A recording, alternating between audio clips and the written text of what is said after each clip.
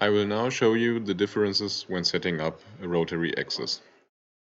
First of all, set the movement type to rotary. Then put in the motor you're using and the gear of the rotary axis.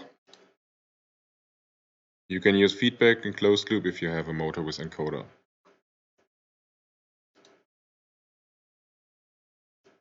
For the axis parameter, the feed rate must be set to 360, nothing else.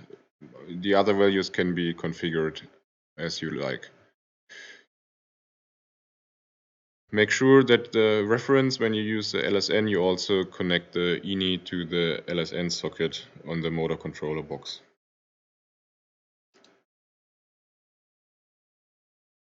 This is our standard IP.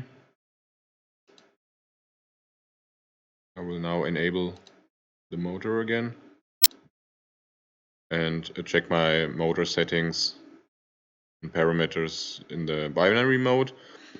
Once I'm happy with them, I go back to Modbus so that the UR can connect to the motor controller box. In the programming environment, you can set the position of the rotary axis in degree and have it running in the cycle.